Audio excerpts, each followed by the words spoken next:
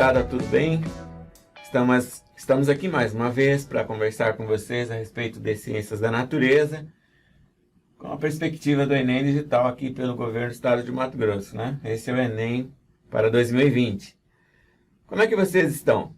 Tudo bem? Estão estudando muito? É importante, né? Ter um foco, uma preparação, uma rotina semanal de estudos, revisão do conteúdo, né? Hoje nós chamamos de objetos de conhecimento, e das atividades, praticamente. É importante você se dedicar, ter um momento de dedicação para fazer os exercícios e aprofundamento de exercícios. Comece pelos mais fáceis. Estaremos disponibilizando para vocês uma sequência de exercícios, mas é bom que você pesquise. Então, eu sou o Dibene, estou aqui, né, a semana anterior, no vídeo anterior, eu falei com vocês aqui desse fenômeno que é o globo de plasma. O plasma é o quarto estado físico da matéria. Nesse caso aqui eu consigo acender parcialmente essa lâmpada ou toda ela e sem estar conectada a uma rede com tensão elétrica. Veja bem, estamos apenas segurando a lâmpada. Ela pode ser uma lâmpada que você tem na sua casa, que você diz está queimada. O importante é a ação do campo elétrico e magnético. Uma outra situação que nós falamos também foi a questão dessa lente, ela produzir uma imagem invertida da chama da vela. Então, quando a luz passa pela lente, é uma lente convergente, quando a imagem se forma depois da lente, essa imagem fica invertida. Assim como no nosso globo ocular também, a imagem é invertida. Toda imagem invertida é real.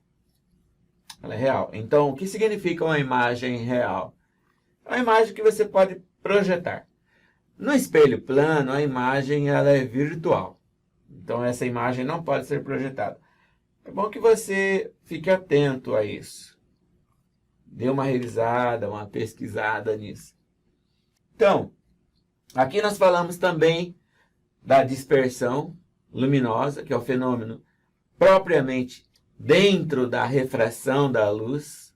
Então, a refração é quando a onda eletromagnética passa de um meio transparente para outro meio transparente. Por exemplo, sai do ar e entra na água. O que acontece? Quando sai da água, por exemplo, as gotículas da chuva, essa luz branca, ela acaba sofrendo a dispersão. É uma decomposição da luz branca. Então, a luz branca tem as 7 radiações eletromagnéticas. Aqui a representação das ondas. E a física é o nosso objeto de estudo. Então, aqui nós temos a grandiosa equação da segunda lei de Newton, é força igual a massa vezes aceleração. A força, nesse caso aqui, é uma grandeza vetorial. Importante você ficar atento a isso. Força é uma grandeza vetorial. Precisa ter módulo, direção e sentido. O módulo é a intensidade da força, 10 newtons, 20 newtons. A direção horizontal, vertical, inclinada. Mas aqui do lado esquerdo você tem peso, a força-peso. Bom, vamos então, dentro da nossa proposta, falar da ondulatória, continuar nosso estudo de ondulatória. Lembrando para vocês os fenômenos, quais são? Veja bem, ó, reflexão, refração, difração, interferência, a ressonância, polarização e o efeito Doppler. Muito bem, acabei de revisar com vocês a refração, mas tem muita coisa ainda que você pode ver. Aqui nós temos a corda do violão. A corda é um instrumento que vibra e daí surgem as notas musicais que nós falamos também. Dó, Ré, Mi, Fá, Sol, Lá, Si. Dó é o que tem maior comprimento de onda e menor frequência. O Si tem comprimento de onda menor e frequência maior. Também vamos fazer essa abordagem. Tudo bem até aí? Bom, nós fizemos a representação das ondas. E agora eu quero ver com você essa questão aqui que foi discutida já comentei na outra apresentação, e aí eu quero deixar um pouco mais transparente para você. Vejamos, temos aqui em cores 3 ondas, com comprimentos de ondas diferentes, com frequências diferentes, porque o comprimento de onda e a frequência são inversamente proporcionais. O que significa mesmo isso? Você que está se preparando para fazer as provas. Quando o comprimento de onda aumenta, a vibração diminui. Isso significa que a frequência diminui. A energia da onda diminui. Agora, se o comprimento de onda diminui, aí a onda vibra mais vezes no intervalo de tempo.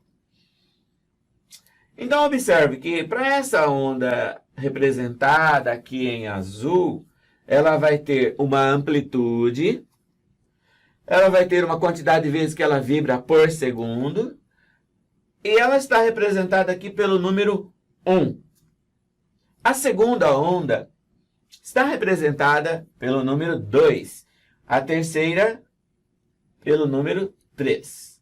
Aí eu entro com a seguinte pergunta, e aí eu quero que você preste muita atenção. Veja, observe a imagem e responda as perguntas, ok? Tudo bem até aí, né? Qual delas apresenta maior comprimento de onda? Aí você tem que lembrar que o comprimento de onda é a distância entre dois picos, ou dois vales. Veja, a distância entre essa posição e esta é um comprimento de onda, o lambda.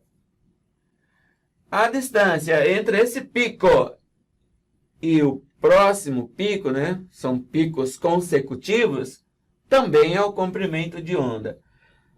Essa onda ela tem uma linha central. A medida da linha central até o pico ou da linha central até o vale é a intensidade da onda, ou a amplitude, ok? Show de bola, né? Então, na opinião dos senhores que estão atentos e me prestando muita atenção aqui, me diga, qual delas tem maior comprimento de onda? Aquela que a distância entre os picos é maior. Então, observando, você entende aqui, ó, para a onda número 3, ela tem um comprimento de onda. Posso chamá-lo de lambda 3. A onda representada pela linha azul, que é a número 1, tem uma distância menor. Então, você vai, comigo, observar a solução aqui para essas 3 ondas. Mas, vamos observar aqui, ó. Qual delas tem maior comprimento de onda? Como eu havia dito, é a onda de número 3. O número 3 representa essa onda. Tudo bem? Qual delas tem maior intensidade? É aquela que tem maior amplitude. Veja, essa número 3 tem uma amplitude bem discreta. Que tem maior intensidade é a de número 1, maior amplitude. E a maior frequência é a que tem a maior vibração, ou seja, menor comprimento de onda. Então, aqui você pode observar as respostas, né? Qual delas apresenta maior comprimento de onda? A número 3. Mas você pode observar e ficar atento, porque essa vermelha também tem um comprimento de onda, mas ela é menor, que dá número 3. Né? Veja bem, a vermelha tem a representação pelo número 2, ok? Tranquilidade? Muito bem.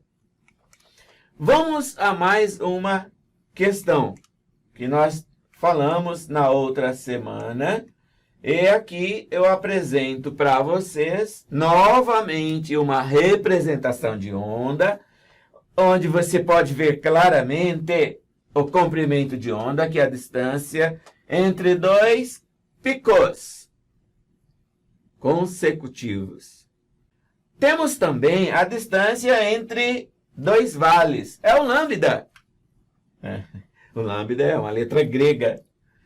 Aqui nós temos a amplitude.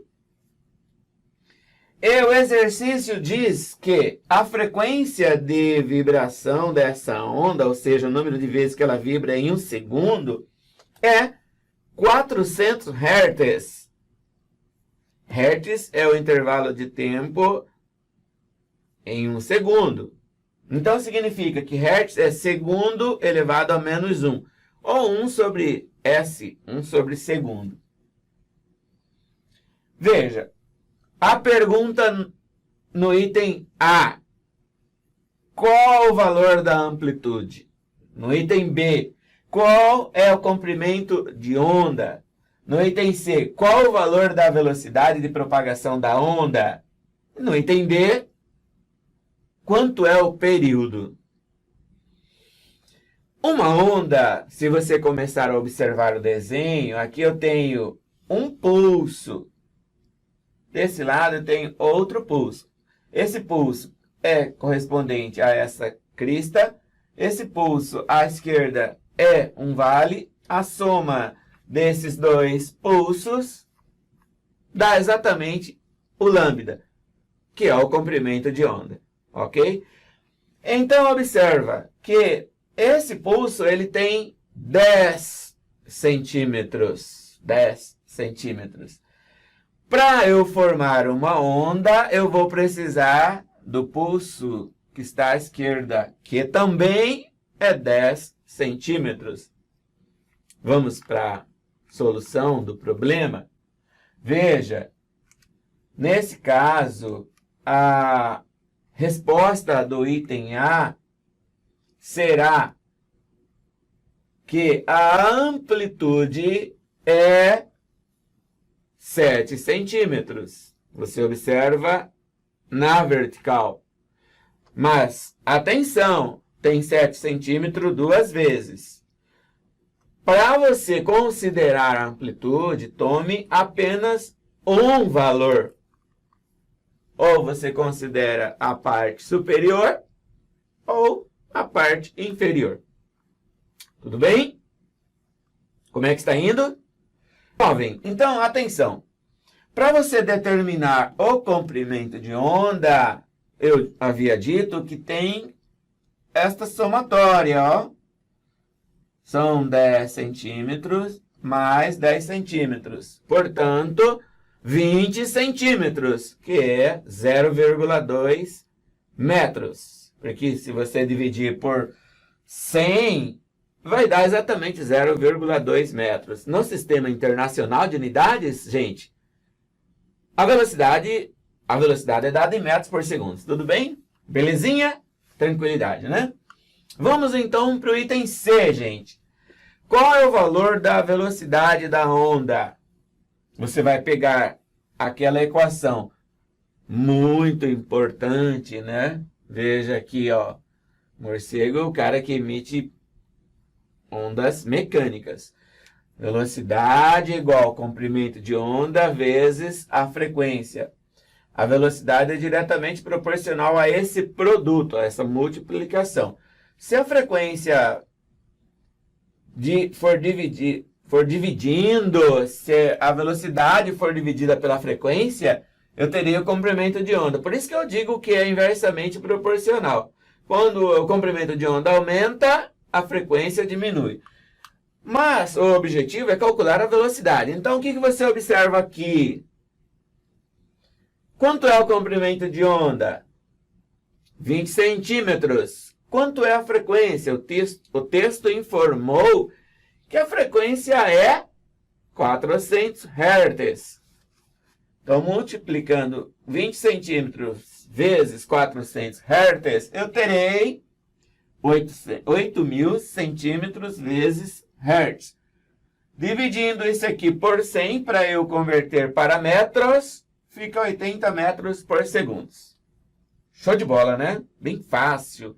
É apenas o produto da frequência pelo comprimento de onda. E para calcular o período? E agora, hein? Período é o inverso da frequência. O período é o intervalo de tempo para a onda completar uma oscilação. A frequência é a quantidade de oscilações em um segundo. Então, veja bem. Se a frequência é 400 Hz, eu vou dividir 1 por 400, vai dar 0,025 segundos. Então, uma única oscilação demora apenas 0,025 segundos. Veja, bem tranquilo a questão, né? Temos o Bain, de Bain, apresentou aqui 4 itens para vocês. É muito significativo você saber resolver equações usando essa equação fundamental dentro da ondulatória. Velocidade é igual a lambda vezes frequência. Ok? Tudo bem. Moçada, na semana que nós demos início à nossa primeira apresentação e falamos aqui do efeito Doppler. O que é o efeito Doppler mesmo? E você está pensando agora no efeito Doppler, né? Então, vou dizer uma coisa para você. Se eu sou uma fonte sonora. Você que está me ouvindo, se você está parado, a frequência para um ouvinte, para um receptor parado em relação a uma fonte sonora é a mesma. A frequência que sai da fonte chega com o mesmo valor no receptor, que é a pessoa que está ouvindo. Mas cuidado, eu digo receptor porque às vezes tem efeito Doppler para a luz também. Eu já disse isso. Então, nesse caso aqui, eu tenho um observador que está em repouso e uma fonte sonora que está se aproximando dele. Eu peço que você pare um pouco e concentre aqui nessa imagem. O que você percebe nessas linhas? O que é essa representação? Aqui está a fonte sonora. Nós temos aqui sucessivos comprimentos de ondas. Ó. À medida que a onda vai se aproximando do observador, ela vai ficando cada vez mais próxima uma da outra. Quando acontece isso? Quando eu tenho uma fonte em movimento. Ou quem está ouvindo está em movimento. Ou ambos. Então, eu já comentei isso. Detalhe importante. Na aproximação de ambos ou de um deles, sempre o comprimento de onda irá diminuir. Consequência, quando o comprimento de onda diminui, a frequência aumenta. Por quê? São inversamente proporcionais. Isso é fundamental, hein? O exercício diz para você o seguinte. Um carro trafega 20 metros por segundo. Eu faço uma pergunta. 20 metros por segundo são quantos quilômetros por hora? Quando eu digo que a velocidade é 20 metros por segundo, significa que em um segundo, esse automóvel consegue percorrer 20 metros. Então, em 2 segundos, ele já conseguiu percorrer 40 metros, considerando que essa velocidade é constante. Velocidade constante, ele percorre espaços iguais a intervalos de tempos iguais. Ok? Bom, é fundamental. Como é que eu faço para eu transformar 20 metros por segundo em quilômetros por hora? Você vai pegar esse número e multiplicar por 3,6. Não é preciso fazer isso aqui, porque no Sistema Internacional de Unidades, a velocidade é dada em metros por segundo. Mas o exercício poderia ter apresentado aqui 72 km por hora. E aí você ia ter que fazer essa conversão. Dividir 72 km por hora por 3,6, que daria 20 metros por segundo. Aqui você não precisa fazer isso. Tudo bem? O carro se aproxima, né? Eu gosto de falar automóvel, é mais chique. O carro se aproxima de uma pessoa parada no acostamento, querendo atravessar a estrada. O motorista do carro, para alertá-la, toca a buzina, cujo som, por ele ouvido, tem 640 Hz. Hertz, né, gente? A frequência do som da buzina percebida pela pessoa parada é aproximadamente. Considere a velocidade do som no ar, porque isso é fundamental ficar atento. Se você estiver emitindo um som dentro da água, essa velocidade será bem maior, porque o som é uma onda mecânica e se propaga melhor em meios cuja densidade aumenta. E aqui diz que não há vento. Bom, é uma dessas opções, né? Tenho 5 itens. Bom, então no efeito Doppler, a frequência que essa pessoa estará ouvindo ou vai ouvir será maior que a frequência emitida, 640 Hz. Você tem quantas opções no exercício? O item C não pode ser, porque está com o mesmo valor. Ok? A frequência só é a mesma se os dois estivessem em repouso. 600 Hz não pode ser, porque está acontecendo uma aproximação. Sempre que ocorre a aproximação, a frequência que a pessoa irá ouvir será maior. E a imagem já está te dizendo que o comprimento de onda fica menor. A letra E é a mais provável, considerando o item A e o item B. Então, eu tenho 3 possibilidades aí. 2 você descartou, ok? Só com domínio da teoria. Vamos à solução dessa questão, considerando que o efeito Doppler tem uma equação que você tem que ficar atento. Eu vou colocar a equação já preparada, mas essa equação aqui para o efeito Doppler, o objetivo dela é determinar a frequência que a pessoa irá ouvir. Essa F0 aqui é a frequência emitida pela fonte sonora. É um produto da velocidade da fonte mais a velocidade da pessoa, do ouvinte, dividido pela velocidade da fonte menos a velocidade do som menos a velocidade da fonte. Então, nós temos aqui, ó, velocidades do som, a velocidade do ouvinte, a velocidade do som e a velocidade da fonte. V é a velocidade do som, só corrigindo aí, tá? V é a velocidade do som, velocidade do ouvinte, velocidade do som, velocidade do ouvinte. Agora, por que o sinal mais e o sinal menos? Nessa parte superior, você utiliza o sinal positivo quando você tem uma aproximação do observador da fonte, que não é o caso aqui. Quando o observador está afastando, você vai trocar aqui pelo sinal negativo. Então, na aproximação você usa mais e no afastamento você utiliza menos para esse cara. A velocidade do observador ou ouvinte. No caso da fonte, quando ela está aproximando, você utiliza o sinal negativo, e quando ela está afastando, você utiliza o sinal positivo. Prestar muita atenção nessa informação. Veja bem, mas aqui eu já grifei para vocês. Veja, ó, o automóvel se aproxima. Então, como o automóvel está se aproximando, olha aí, ó, velocidade da fonte, negativo. Por que negativo? Porque se nós fizermos essa diferença aqui, esse número ficará cada vez menor. Então, quanto maior for a diferença entre a velocidade do som e a velocidade da fonte, menor será esse resultado aqui, ó.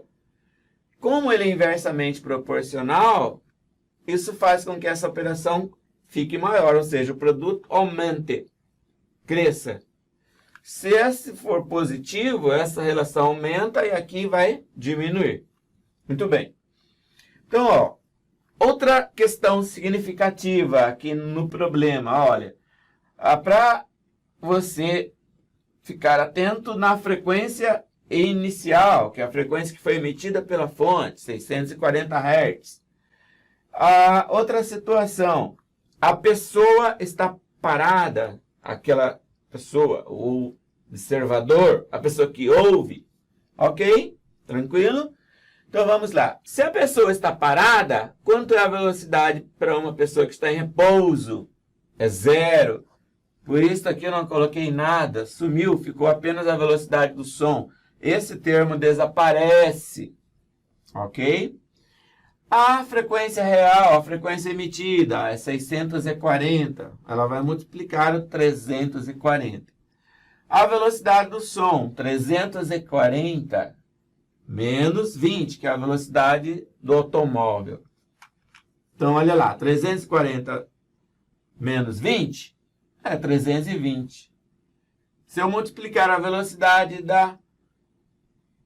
a frequência da fonte pela velocidade do som, olha lá, uma multiplicação. Aí, depois que você multiplicar, você vai dividir, ok? Muito bem. Mas tem uma coisa que você percebe aqui facilmente. Olha, 640 dividido por 320, quanto é? Jovem, quanto é? É 2. Então, 2 multiplica 340, que vai dar, alternativa E, 680. Então, todas as vezes que ocorre uma aproximação da fonte, aqui o sinal será negativo. Se o observador está parado, aqui é 0. Então, ó, 340 mais 0 é 340. Aí eu te pergunto uma coisa. Essa pessoa, ao ouvir o som, ela tem... A fonte emitiu uma frequência de 640. A pessoa está ouvindo uma frequência de 680. Esse som é grave ou é agudo em relação ao som que foi emitido, ou seja, a frequência emitida? Quando a frequência aumenta, o som se torna agudo. É como, vamos pegar um exemplo.